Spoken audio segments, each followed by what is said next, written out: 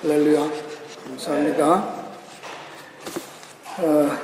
오늘도 계속해서 히브리서 12장 18절에서 29절 말씀으로 믿음의 경주를 위하여 세 번째 시간입니다. 함께 말씀 보시겠습니다. 너희의 이른 곳은 만질만한 불붙는 산과 흑운과 흑암과 폭풍과 나팔소리와 말하는 소리가 아니라 그 소리를 듣는 자들은 더 말씀하지 아니하시기를 구하였으니 이는 짐승이라도 산에 이르거든 돌로 침을 당하리라 하신 명을 저희가 견디지 못함이라. 그 보이는 바가 이렇듯이 무섭기로 모세도 이르되 내가 심히 두렵고 떨린다 하였으나 그러나 너희가 이른 곳은 시온산과 살아계신 하나님의 도성인 하늘의 예루살렘과 천만 천사와 하늘의 거룩한 장자들의 총회와 교회와 만민의 심판자이신 하나님과 및 온전케 된 의인의 영들과 새 언약의 중보이신 예수와 및 아벨의 피보다 더 낫게 말하는 뿌린 피니라. 너희는 삼가 말하신 자를 거역하지 말라. 땅에서 경고하신 자를 거역한 저희가 피하지 못하였거든 하물며 하늘로 쫓아 경고하신 자를 배반하는 우리일까 보냐. 그때에는 그 소리가 땅을 진동하였거니와 이제는 약속하여 가라사대 내가 또 한 번 땅만 아니라 하늘도 진동하리라 하셨느니라. 이 또 한 번이라 하시면 진동치 아니하는 것을 영존케 하기 위하여 진동할 것들 곧 만든 것들에 변동될 것을 나타내심이라. 그러므로 우리가 진동치 못할 나라를 받았은즉 은혜를 받자. 이로 말미암아 경건함과 두려움으로 하나님을 기쁘시게 섬길지니 우리가 하나님은 소멸하는 불이심이니라.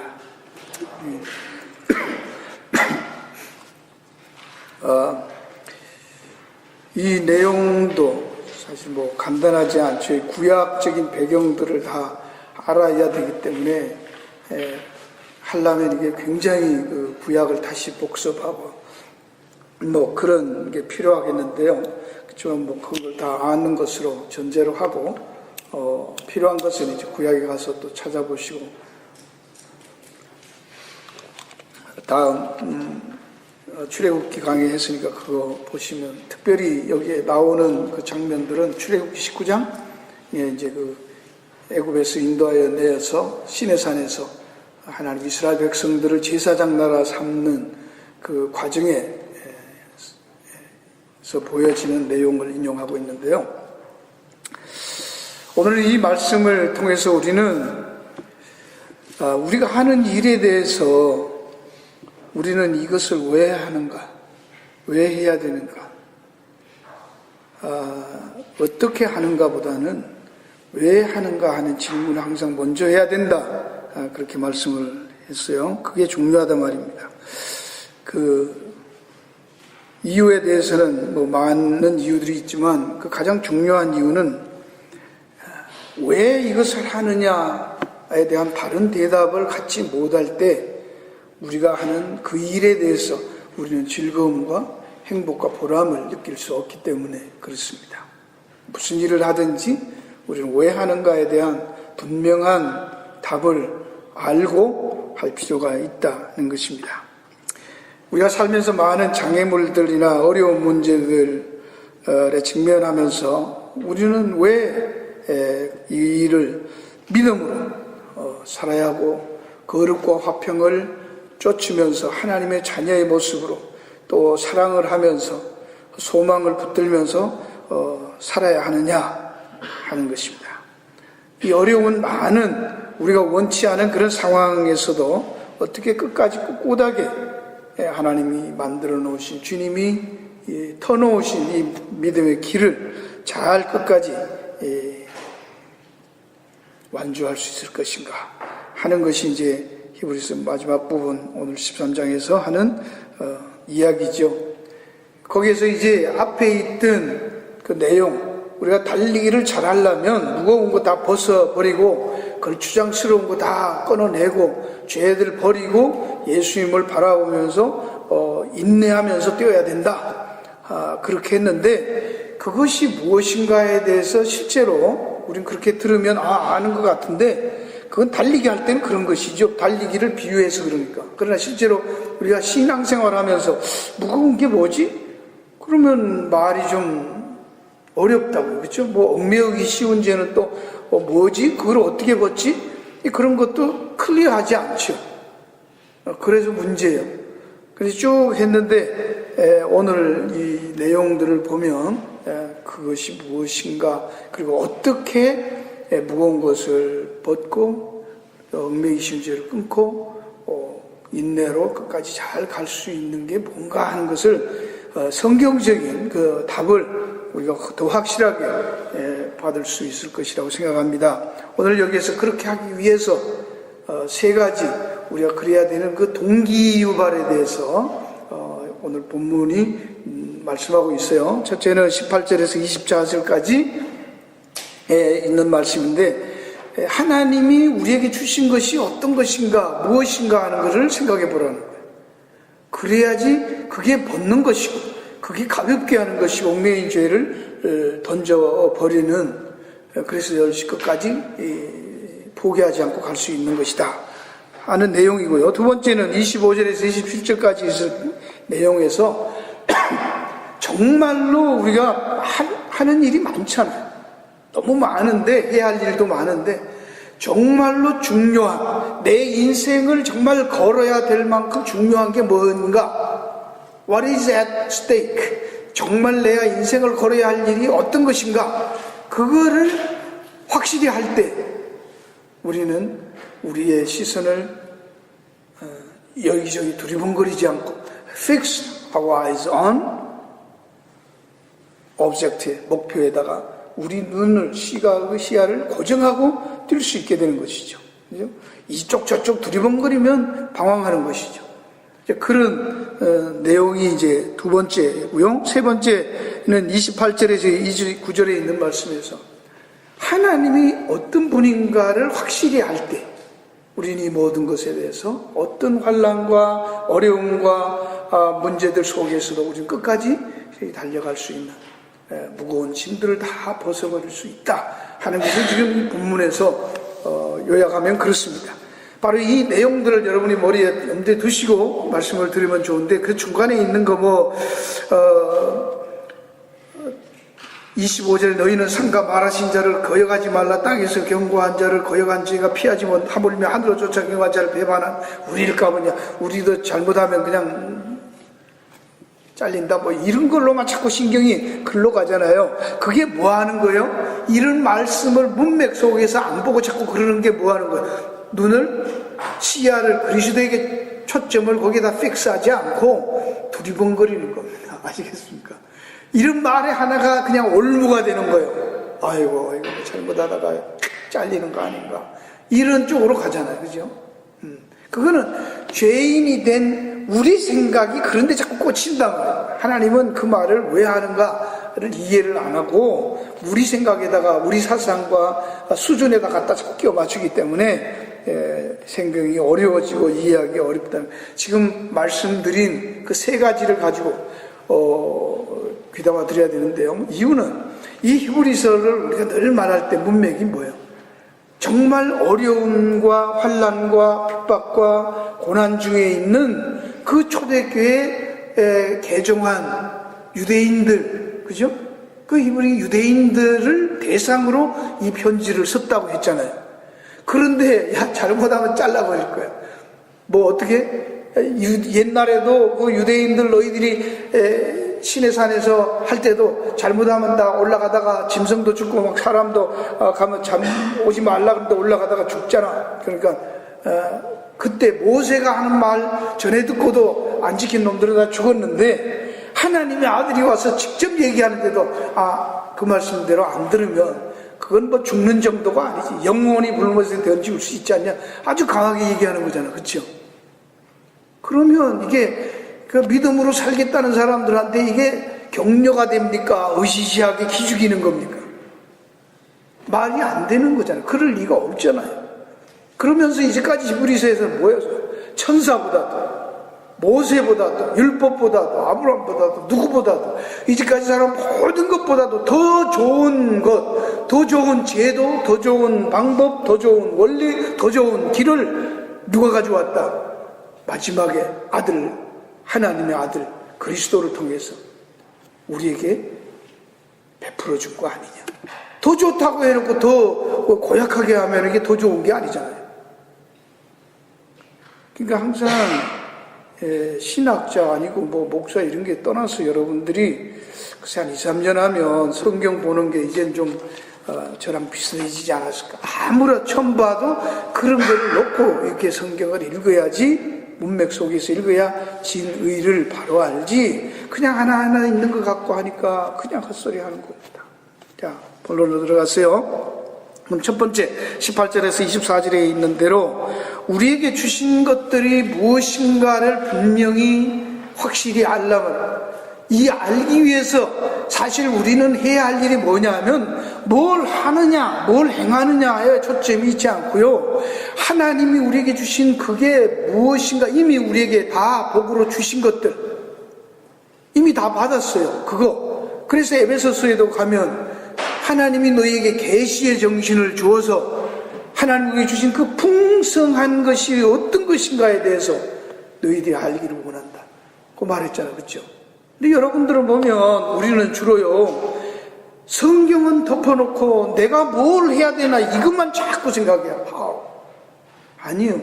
하나님 우리에게 주신, 하나님이 무엇을 하셨나, 그 하나님이 우리를 위해 뭘 주셨나, 이미 우리가 갖고 있는 게 뭔가, 그거가 굉장히 중요해요. 그걸 알아야 누릴 거 아닙니까? 다 가지고 있는데 뭘 새롭게 달라가 아니에요. 가지고 있는데 그걸 어떻게 내가 활용하고 그래서 어떻게 그것을 누리느냐 하는 게 우리에게 주어진 거예요. 여기에 대해서 지금 히브리서 기자는 두 산을 대조해서 지금 말을 하고 있는 것입니다. 하나는 신의 산, 모세에 의해서 주었던 이스라엘 백성들이 출애굽해서 하나님 앞에 갔던 그 신의 산에서 언약을 맺고 제사장 나라 세우는 그 장면, 그 신의 산과 예수 그리스도로 인해서 우리에게 주어진 시온산, 하늘에 있는 새 예루살렘, 그걸 두 개를 지금 비교를 하면서 구약에 있는 사람들은 신의 산에 갔지만 우리는 지금 어디로 인도함을 받는 자들이다? 하늘에 있는 시온산으로 인도함을 받는 자들이다. 그러면 그 시온의 산과 시온산이 얼마나 다른가? 바로 신앙생활이라고 하는 것은 신의 산에서 시온산으로 가는 순례, 그걸 신앙생활이라고 하는 거예요. 어떤 면에서는 이제는 신의 산이 아니라, 율법의 산이 아니라 율법과 조건으로 살았던 그 신의 산의 원리로 사는 게 아니라 복음으로 인해서 그리스도가 다 용서해 주신 시온산의 원리로 은혜로 사는 시온산에 이르른, 이미 우리는 거기에 갔잖아요. 그렇죠? 도달한 자들이에요. 우리의 영적으로 벌써 하나님이 이 크로노스 시간 속에 보면 이미 우리는 거기에 가 있잖아. 새하늘과 새 땅이겠죠. 지금 우리가 육신적으로 이 땅에서 이렇게 살아가고 있는 것 뿐이에요. 이거는 뭐라고 말합니까? 뭐 여러분이 이해가 별로 없지만 한국에서 미국에 있는 시민권 가진 남편이 한국에 와서 그래서 어떤 자매하고 결혼을 했어요. 그래서 혼인신고를 대사관에 가서 했어요. 그러면 그 자매는 시민권자의 아내고 시민권자 같은 거예요. 한국에 살고 있지만 다시 신랑이 가서 집 마련하고 데리고 오거나 때가 되면 미국으로 들어오면 되는 것입니다. 그렇지만 몸은 한국에 살고 있잖아요. 그래서 신분은 한국 아니에요. 그렇죠? 그런 시기란 말입니다. 지금. 예. 그 신분은 어떤 생각을 하고 살아야 되냐?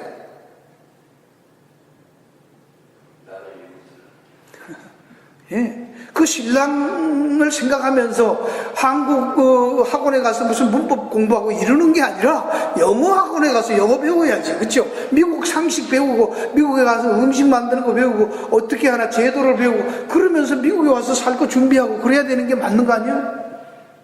그게 상식 아닙니까? 그런데도 거기 살면서 여전히 한국에 있는 거, 한국 거 계속 한국 거를 숙달하면서 한국을 위해서 몸바쳐 죽겠다.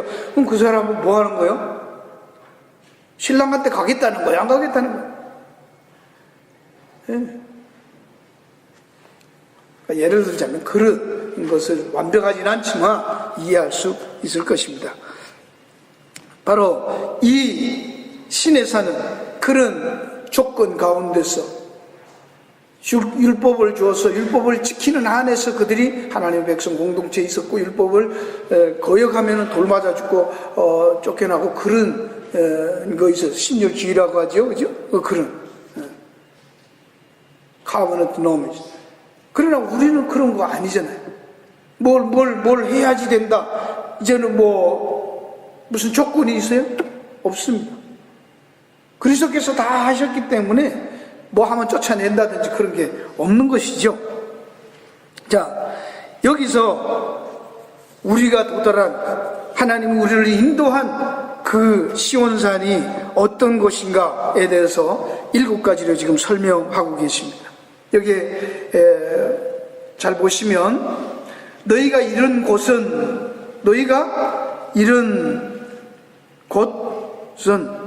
여기 보세요. But you have come to Mountain Zion. 이건 뭐예요? 현재 뭐라고 하는 거예요? 이런 거를? Have come. 예? 현재 완료. 이거는 그래서 그래도 국민학교, 중학교 나와야 되는 거예요. 그렇죠? 공부시키세요. 이것도 영어 하세요. 미국에 살면서 영어도 공부 안 하면 어떻게 해. 하여튼 여러분 이해가 가죠. 우리말에는 잘 분명하지 않은데 히브리어는 그렇고요. 헬라어 같은 거나 영어도 그 뜻을 했잖아요. 이미 우리는 어디에? 시온산에 도달했대잖아요. 도달한 것을 그곳에 가기 위해서 하는 걸 뭐라고 해요? 누린다, 그렇게 말하는 거예요. 가진 것을 내가 확실히 다 활용하는 걸 누린다, 그렇게. 내가 가지고 있는데 누리지 못한다는 말은 뭐예요? 갖고 있는데 활용을 못하는 걸 말하는 거예요. 없는 게 아니에요. 가졌어요. 그렇죠? 뭘 어떻게 하면 가진다가 아니에요. 이미 다 받았단 말이죠. 도달해 있다는 것입니다. 거기에 대해서 그 시온산에 도달한 우리들이 어떻게 했어요? 살아계신 하나님의 도성,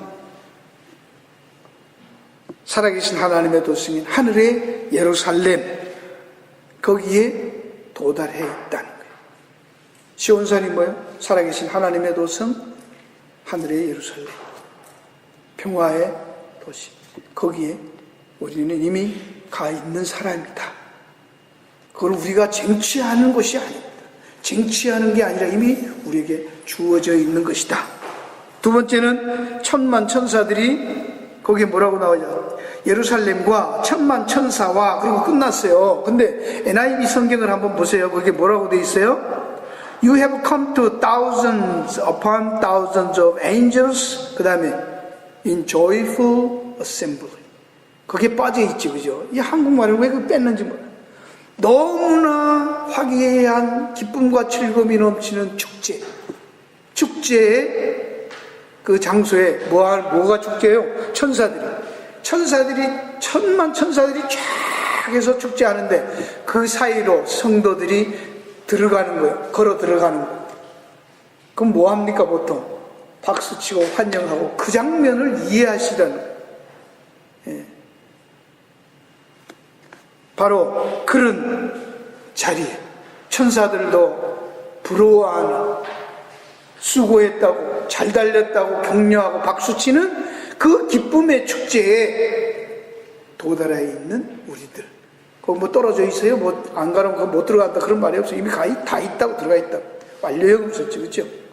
그 다음에 또 하나, 하늘의 장자들의 총회로, 하늘의 거룩한 장자들의 총회와 교회. 총회, 교회. 여기에 이제 장자들의 총회란 말은 특별히 천국은 누가 들어가요? 장자들만 들어갑니다. 장자가 아닌 사람은 못 들어갑니다. 그래서 구약에 장자가 가지려고 앞에도 에서와 야곱을 얘기할 때도 그 장자의 권에 대해서 굉장히 그렇게 심각하게 얘기하는 거예요. 그 둘째들이 자기가 장자 데리고 그렇게 피나게 싸우는, 투쟁하는 거예요. 왜 그렇습니까? 이유가 뭐예요? 장자는 아버지의 모든 것에 대한 상속권이 장자에게 있기 때문에 그걸 의미하는 거예요. 오늘 우리가 천국을 간다는 말은 장자이기 때문에 아버지의 모든 것을 우리가 상속받을 수 있는 특권의 자리, 그게 장자입니다.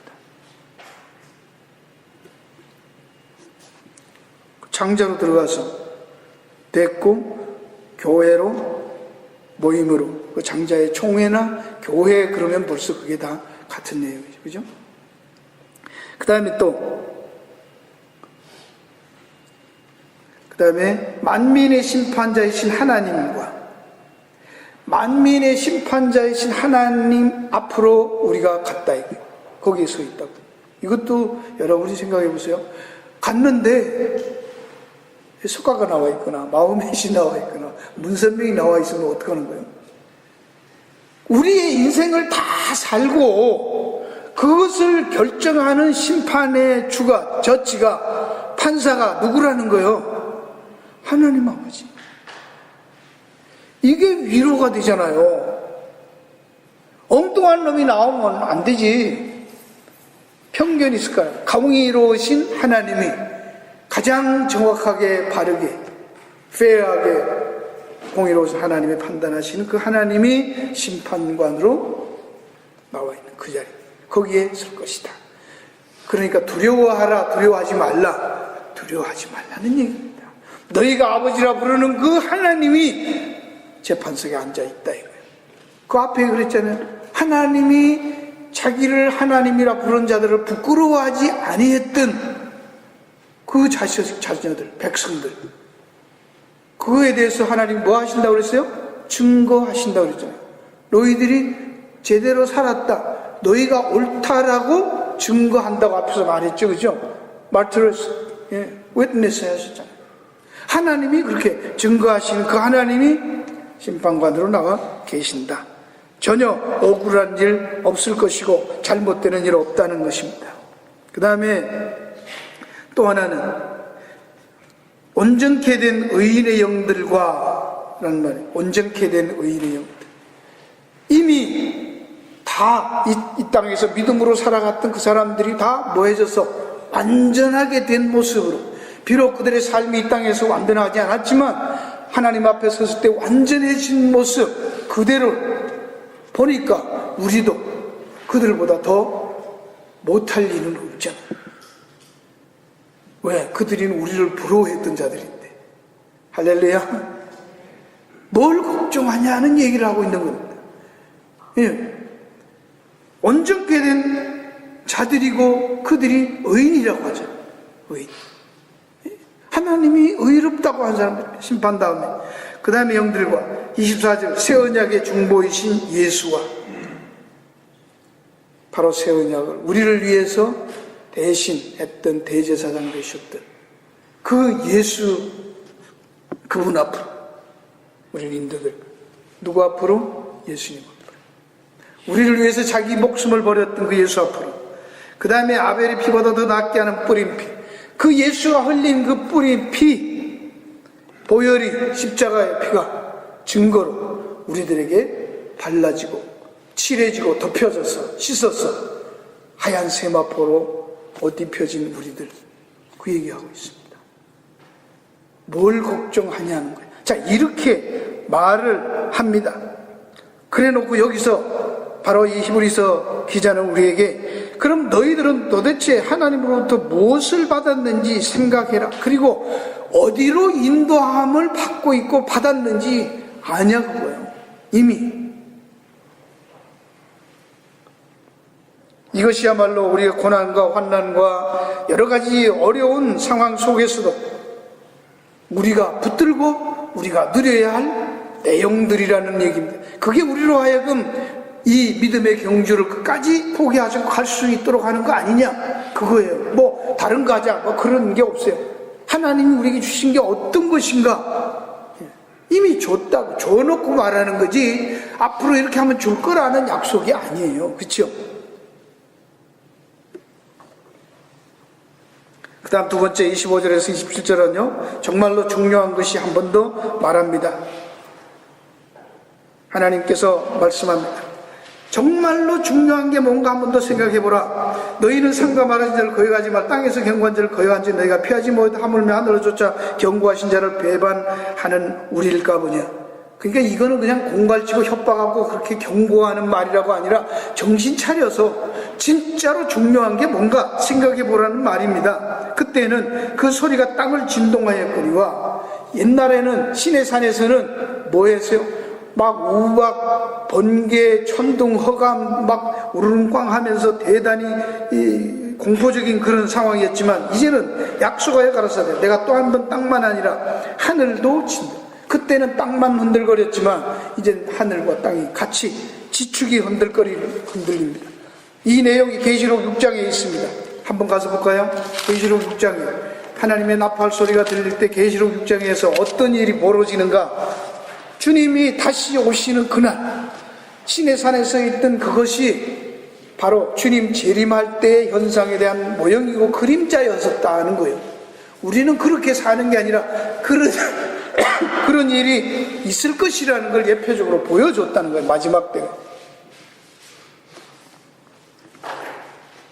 그때 믿음으로 살지 않는 자들이, 말씀에 순종하지 않는 자들이 다 죽었던 것처럼, 그 어려운 가운데서도 말씀대로 했을 때 그들이 하나님 앞에 나갈 수 있었던 것처럼, 마지막에 그리스도로 인해서 다 죄의 가리움을 받고 용서받은 우리들은 그렇게 두려움 없이 하나님 앞에 나갈 수 있을 것이다 하는 거예요. 계시록 6장 12절부터 봅니다. 내가 보니 6째 인을 떼실 때 큰 지진이 나며 해가 총단같이 검어지고 온 달이 피같이 되며 하늘의 별들과 무화과나무가 대풍에 흔들려 선과실이 떨어진 것 같이 땅에 떨어지며 하늘은 종이 축이 말리는 같이 떠나가고 각 산과 섬이 제자리에서 옮겨오며 땅의 임금들과 왕족들과 장군들과 부자들과 강한 자들과 각종 자주자란 말은 이게 그 관직에 있는 높은 그 로얄 칼라지요. 굴과 산 바위 틈에 숨어서 산과 바위 위에 이르되 우리 위에 떨어져 보좌 앉으신 이의 아테스와 어린 양의 진노의 소리를 가리우라. 그들의 진노에 큰 날이 이르렀으니 누가 능히 그들의 진노이다. 예수 믿지 않는 이 세상이 한 번 땅만 흔들었는데 하늘과 땅을 다 흔들어서 종이축같이 하늘이 말려갈 것이다. 이 말씀을 합니다. 여러분, 이 말씀에 대해서 우리는 베드로전서 베드로후서를 한 번 더 찾아서 보기 바랍니다. 3장 7절, 베드로후서 3장, 지금 히브리서 뒤에 있는데요. 베드로후서 3장 7절에서 15절입니다. 7절,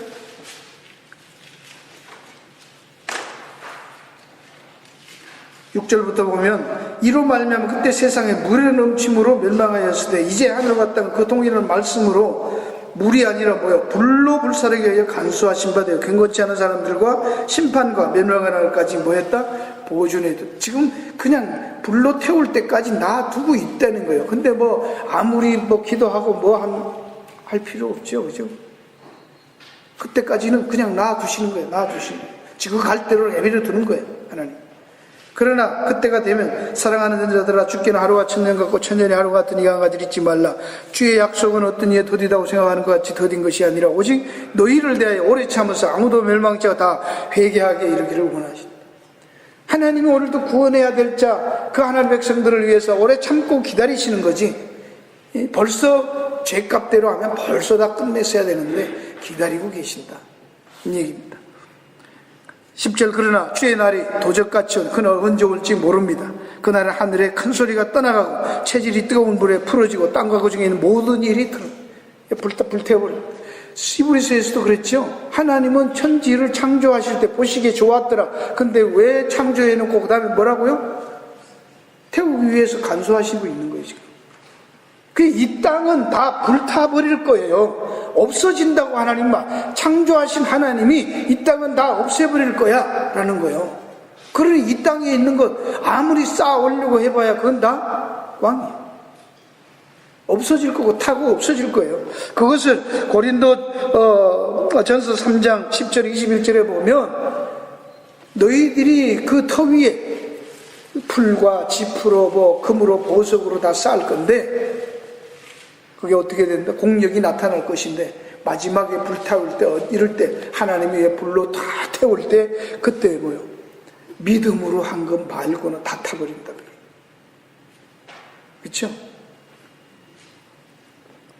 그래서 11절 이 모든 것이 이렇게 풀어지니 너희가 어떤 사람이 되어야 마땅하냐. 거룩한 행실과 경건함으로 하나님의 날이 임하기를 바라보고 간절히 사모하라. 또 우리는 이러면 또 착하게 살자 그런 거 아니에요.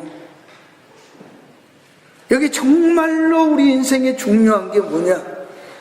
역사가 늘 제가 강조합니다. 성경이 강조하고 있는 게 역사성이라고 했어요. 창조가 있었으면 과정이 있고 과정이 있으면 마지막 종말이 있단 말입니다. 그냥 돌고 도는 물레방아 인생이 업으로 겹으로 도는 그런 윤회설이 아니라는 거예요. 역사는 직선입니다. 수많은 철학자들이 모든 사람들이 다 알고 그러나 세상은 그렇지 않아요. 끊임없이 돈다고 생각하는 거예요. 종말을 부인하는 것입니다. 그러나 성경은 그렇다는 얘기입니다. 우리가 믿든지 안 믿든지 창조하신 하나님은 끝을 내신다는 거예요. 그날 안에 불타서 체질이 뜨거운 물에 녹아진다면 근데 여기 녹아지는데 13절 우리는 그의 약속대로 의에 거하는 바 새하늘과 새 땅을 바라보다. 그러니 사랑하는 자들아 너희가 이것을 바라보니 주 앞에서 점도 없고 음도 없이 평강 가운데서 나타나기를 또 힘쓰라. 그러니까 또 막 힘쓰자 그러잖아요. 어떻게 힘쓰는 게 뭐예요? 예수 그리스도에게 초점을 맞추고 믿음으로 가지고 살면 된다 그 얘기입니다. 뭘 힘써요? 그게 힘써야 되는 겁니다.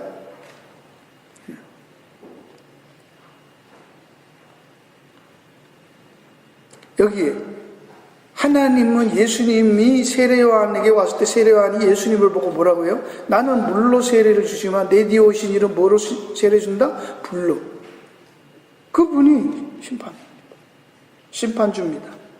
불로 태우시는 마지막.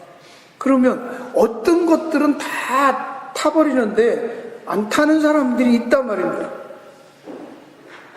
다 태우는데 태운단 말은 모조리 다 꽝이에요. 그죠? 타버리는 건 꽝이죠. 안 타는 건 뭐예요? 믿음으로 했던 것만 안 타는. 그래서 풀은 타버리고 채소도 타버리고 나무도 타버리는데 금과 은으로 한 것은 타지 않고 어떻게 돼요? 불로 하면 재련이 됩니다. 아시겠습니까? 금보다 더 귀한 믿음이라고 말하는 그 믿음을 가졌을 때 우리가 가진 믿음은 뭐예요? 처음서부터 순수한 믿음이냐? 아니잖아. 그렇죠? 믿기도 하면서 세상 것도 섞여가지고 불순물이 섞여있는 금덩어리 같아. 있기에 있는데 우리는 죽을 때까지 그래. 그래서 그거를 하나님께서 어떻게 순간순간 우리를 연단하시고 단련하는 것을 뭐라고 했어요? 징계. 예, 끊어내신 몰아가시는 하나님 주신 거 누리라고. 우리 시야가 딴 데 돌아보면 때려서 고개 잡아서 돌려주신다고 멀리 가면 끄집어 당겨서 가던 길을 세운다고 가게 하십니다. 그냥 놔두면 한없이 가니까. 아버지, 부모가 자식을 양육하는 모습을 말했습니다. 그래서 우리에게도 천국 갈 때 누덕누덕한 거 다 입고 가면 안 되잖아요. 그죠? 그걸 보세요. 우리는 불로 태운다. 그러니까 막 절연해서 정금이 순백에 그 순도의 금이 나오는 것처럼 하는데 계시록에서는 그걸 어떻게 말해요? 어떻게 순도의 금처럼 깨끗한 24캐럿짜리 순도 100% 금이 나오는 것을 어떻게 표현해요? 어린 양의 피로 그것을 빨아서 시계 입는 것으로 얘기해요.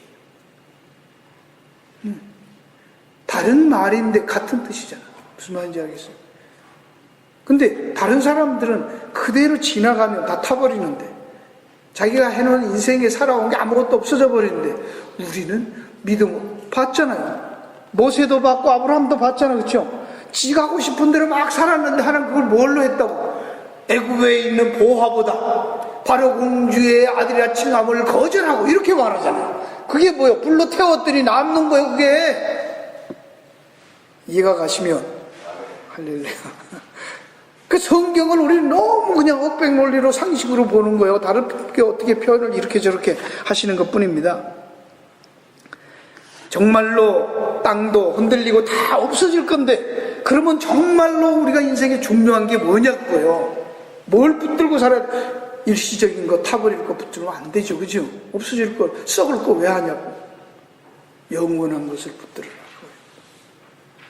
하나님이 영원하시고 말씀이 영원하고 인생들의 영혼이 영원하잖아요. 그러니까 우리의 삶에서 어디에 투자해야 됩니까?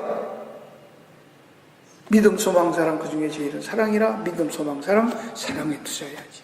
이웃을 사랑하는데, 복음 증거하는데, 영혼을 사랑하는 일에, 하나님 말씀에, 하나님에 대해서 투자하는, 그 영원한 것을 해 영혼을 거둘 거 아닙니까?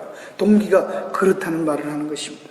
바로 여기서 히브리서 기자는 정말 중요한 것들을 붙들지, 쓸데없는 거, 타버릴 거, 없어질 거, 일시적인 거 그거 붙들고 헛고생하지 말라고 말합니다. 그 다음에 마지막으로 28절 29절에 봅니다. 28절 29절. 그러므로 우리가, 여기 이제 그러므로입니다. 우리는 영원히 변동되지 아니할 그것을 받았으니까, 변동되지 아니하고 흔들리지 않은 모래 위에가 아닌 반석 위에 세운 같은 집, 그 영원한, 그 흔들리지 않은 것을 받았으니까, 그러므로 우리가 진동치 못한 나라를 받았은즉 은혜를 받자. 여기 잘 보세요. 결론이 뭐예요? 은혜를 받자. 여기 우리말은 받자. 그러니까 또 뭘 우리가 해서 받는 것 같은데 그거 아니고, 영어의 헬라어에는 에코라는 단어, 가지다, 홀드, 붙들자. 하나님이 주신 그 은혜를 붙들어야지, 내 노력으로 내가 뭘 쌓아가려고 바벨탑 쌓지 말라는 거예요. 선악과 따먹고 그런 거 하지 말라는 거예요. 이해하시겠습니까? 하나님이 다 해서 주신 그것을 홀 붙들라. 그것을 keep, 소유해라. 그게 누리는 겁니다. 그래서 그 다음에 이로 말미암아 경건함과 두려움으로 하나님을 기쁘시게 섬길 것이다. 왜냐? 하나님은 소멸하시는 분이다. 하나님은 반드시 태우시고 상급을 결정하시고 상벌을 공의롭게 판단하시는 분이기 때문에 우리는 경건함과 두려움으로, 이게 뭐예요? 그냥 날라리로 살자는 말이 아니고요. 그에 대해서 정말 감사하면 어떻게 삽니까? 그 사람 앞에서 우리가 너무 감사하다고 생각하면 어떻게 살아요? 몸둘 바를 모르면서 사는 것을 여기서 말하는 거 경건함과 두려움이에요. 처음에 보통 와이프나 남편들이 그렇잖아요. 내가 뭐 그거밖에 모르니까. 그쵸? 우리는 처음에 평신도가 전도사하고 결혼하면 어떻게 생각하겠어요? 전도사 부인이 된 여자들은 어떻게 생각해요? 전도사님은 화장실도 안 가고 말도 참 고상하게 하고 자다가 이도 안 갈고 뭐 코도 안 걸고 그냥 양말도 탁 벗으면 개 갖고 놓고 뭐 그렇게 생각하겠지요. 그렇죠?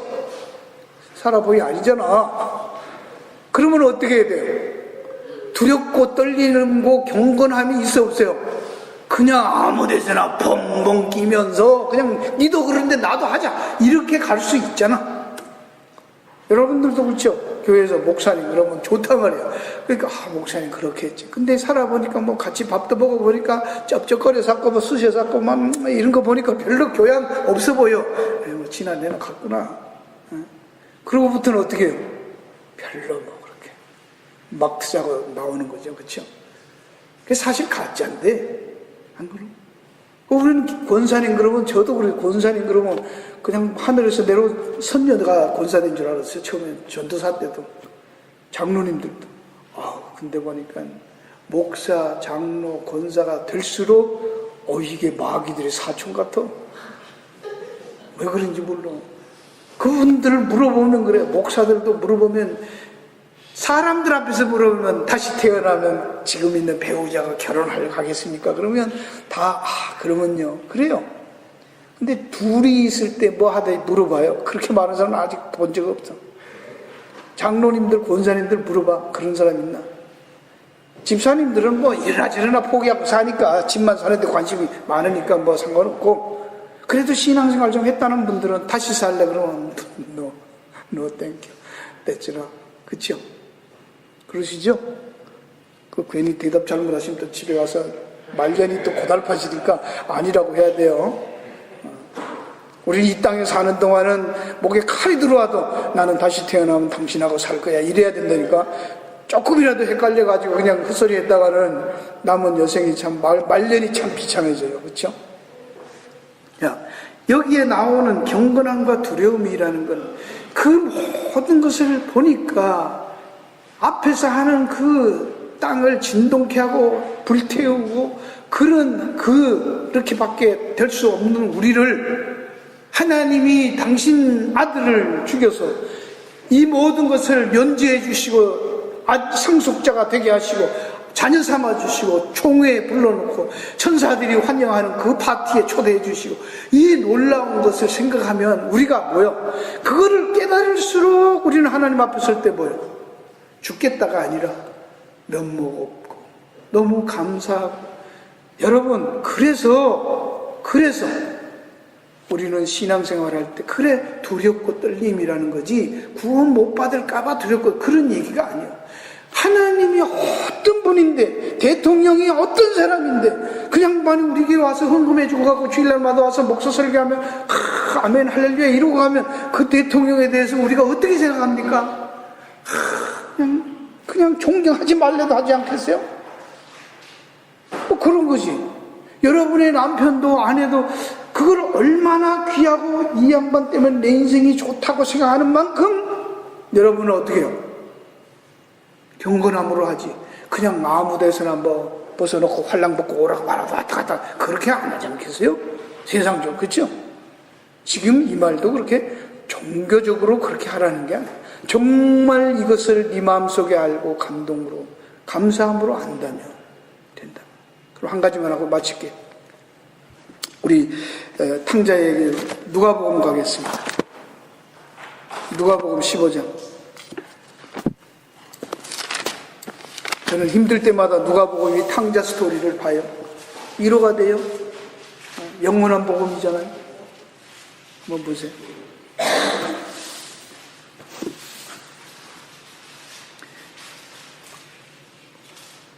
자, 우리가 다 아는 얘기니까 대충 정리하면 뭡니까?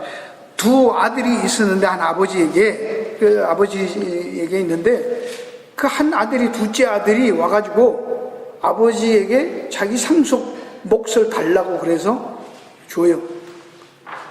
근데 사실 상속을 몫을 달라는 거는 언제 아버지가 죽어야 받는 거거든요. 그렇죠?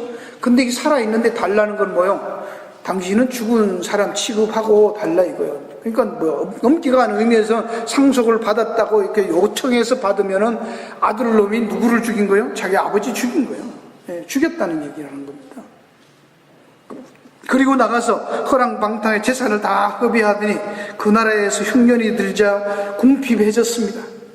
재산 다 하고. 근데 여기도 보면요, 이 사람이 가가지고 돈 놓고 그냥 허랑방탕에 까먹고 놀았다 그런 거 아니에요. 단어를 보시면 계획 없이 했단 말이에요. 무슨 계획 없이 살았다는 거요.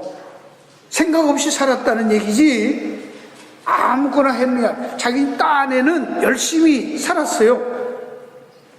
정말로 중요한 것 해야 할 때 안 하고 엉뚱한 데 하다가 다 날렸지 생각 없이 산 거 아니에요. 아시겠습니까? 그래서 하여튼 다 날리고 나니까 이제는 돼지 치는 데 가서 돼지 치다가 이젠 돼지를 돌보는 게 아니라 돼지한테 빌붙어서 쥐엄 열매 먹는 거예요. 그러면서 이제 가만 생각하니까 자기 아버지가 떠오르는 거예요. 아버지 집에는 양식이 얼마나 풍족하냐, 품꾼도 얼마나 많으냐. 나는 여기서 주례 죽으니까 가서 아버지 집에 가서 농사 품꾼 노릇하면 되겠다. 그러고 돌아온다고요. 근데 돌아오니까 아버지가 저 동고 밖에서 기다리고 있는, 아들은 그러고 가사에 아버지는 하루도 안 빠지고 아들이 돌아오기를 기다렸죠. 그죠? 여러 번 말씀을 드렸지만 생각할수록 이 스토리는 너무너무 좋은 스토리예요. 아버지는 아들을 버린 적이 한 번도 없어요. 돌아오기를. 왜? 아버지를 떠난 인간들은 어떻게 살 거라는 것을 너무나 잘 알기 때문에 하나님은 하나님이 없이, 하나님의 돌보심이 없이, 하나님의 이끄심이 없이, 믿음 없이 그 말입니다. 사는 인생의 과정과 결론은 절대로 만족할 수도 행복할 수도 없다는 걸 하나님이 아십니다. 근데 여기서 오늘은 다른 거 안 하고요, 얘기를 해볼게요. 이 아들이 돌아왔어요. 돌아와서 아버지한테 오니까 아버지가 어떻게 해요? 반지도 껴주고 옷도 갈아입히고 신발도 신면서 아들의 모습을 회복시켰어요. 그렇죠? 품꾼으로 안 썼어요. 이게 크리스찬이에요. 하나님의 상속자 백성으로 다시 하나님께서 품에 안으신 거예요. 회복시켰어요. 근데 여기 잘 그냥 우리가 지나갈 수 있는데, 왜 지금 히브리서에서 왜 참어라, 왜 기다려라, 왜 누려라 이런 말씀을 하는가를 보세요. 이 탕자가, 이 각도에서 보세요. 탕자가 거기서 지엽 열매 먹고 돼지 치면서 완전히 밑바닥에 가 있을 때 자기 자신에 대해서 회개할 수 있죠. 그죠? 회개했어요. 그죠? 스스로 돌이켰어요. 그죠? 스스로 돌이켜 아버지를 생각하고 아버지의 집으로 오는 수도 있고, 또 하나는 어떤 거 있을까요? 아, 내가 인생을 이렇게 살면 안 되지. 열심히 살아야지. 열심히 돼지 치면서라도 뭔가 좀 세이브하고 계획을 가지고 열심히 살아서 차근차근 규모 있게 살고, 내가 이제는 그렇게 허황된 꿈을 버리고 마음을 착하고 경건하고 정직하게 성실하게 바꿔야지. 인격적으로 그렇게 했나요? 안 했나요? 뭔가, 예? 그렇게 돌아갔어요? 탕자가 생각할 때 내 인격을 바꿔야지 그랬나요? 내 생각을 바꿔야지 그랬나요? 더 성실히 살아야지 그랬나요? 아니요. 뭐 했어요? 그대로, 그놈 그대로예요. 누구한테? 그냥 아버지한테 온 거예요. 아버지한테 온 거예요. 내가 무거운 짐 벗자, 죄를 벗자고 아무리 발버둥 쳐도 그거는 결론이 뭐였어요? 그렇게 산, 지 힘으로 살았던, 지 노력으로 살았던 대가는 탕자에 비해서는 예수님이 하는 초점이 뭐예요? 결국은 돼지처럼 산다 말이에요. 그렇죠? 그거잖아요. 뭘 고친다고 해서 도덕적으로 깨끗하게 산다고 정직하다고 일이 됩니까? 아니라는 거예요. 그거는 이 땅에서 있는 얘기뿐입니다. 하나님 앞에 가서, 아버지 앞에 가서 원래 아들의 명분을 회복하고 아버지가 준 그걸 다 받아서 그걸 소유하고 그 안에서 성실했을 때, 아버지 아들로 다시 살았을 때 그 아들에게는 염려도 근심도 걱정도 무거운 것도 없는 거예요. 다 누리는 거예요. 오늘날도 많은 경우의 성도들이요, 정직하자, 착하자, 성실하자, 옳습니다. 그렇게 살아야 됩니다. 열정을 가지고 살아야 됩니다. 그러나 과연 중요한 것은 뭐예요? 우리가 성질을 바꾼다고 우리가 좋은 사람이 됩니까? 아닙니다. 끝까지 인간들은 이기적입니다. 아시겠죠? 자기 것 챙깁니다. 자기하고 계산해봐서 나쁜 거는 다 자릅니다. 그러나 하나님 앞에 갔을 때 하나님은 율법으로 살라고 하지 않잖아요. 정직하게 살아라, 성실하게 살아라고 안 해요. 뭐예요? 사랑하며 살아라. 빚진 자로 살라고 해요. 사랑 안에 다 들어있습니다. 사랑하면 정직하고, 사랑하면 성실하고, 사랑하면 간음 안 하고, 사랑하면 도적질 안 하고, 그렇죠? 사랑하는 거에 다 있어요. 사랑은 뭐예요? 그냥 안 하는 거에서 멈추는 게 아니라 한 발 더 나가서 상대방을 세우는 거예요. 유익을 주는 거예요. 그 사람을 안타까워 여기고 불쌍히 여기는 마음입니다. 사랑 속에 다 있어요. 사랑하면 되지. 얼마나 해야 되고 얼마나 덜 해야 된다는 기준 차이 없습니다. 그래서 사랑은 온 율법의 완성이라고 합니다. 하나님을 사랑하고 그 사랑에 감동하고 그 사랑을 이웃에게 빚진 자로 내가 반드시 갚아야 할 마음으로 여러분이 사시면 그 안에 다 있어요. 그랬기 때문에 기생당합 같은 경우도 거짓말했는데 거짓말하지 마라. 독립군 숨겨준 장로님 보고 거짓말했다 그러면 안 된다. 이렇게 말하면 됩니까? 일제시대 독립군 숨겨준 장로님이 이거 숨겨놓고는 완전 절로 도망갔다. 그렇게 말하면 거짓말했다고 회개합니까? 아니잖아요. 사랑이잖아요. 오늘 자식들한테 오면 애들한테 밥 한 그릇 더 주려고 하면서 엄마는 안 먹고도 아이한테 주면 아이가 엄마는 먹어야 같이 먹자. 아니야, 너 오기 전에 난 먹었어. 그게 거짓말입니까? 사랑이잖아요. 왜 오늘날 교회가 성도들이 사랑으로 가야지 왜 율법적인 거로 잣대를 가지고 무엇이 옳으냐 그러냐 그렇게 가면 안 된다는 얘기죠. 굉장히 똑같은데도 전혀 다릅니다. 하나님의 이 사랑을 아는 사람들이 그 사랑을 가지고 정말로 경건함으로 두려움으로, 여기 두렵다는 공포가 아니에요. 그렇죠? 존경심자 경외함, 그런 마음이 있다면 우리 인생을 어떻게 살아야 할 것인가, 그게 믿음의 경주를 잘 하는 것입니다. 기도하겠습니다.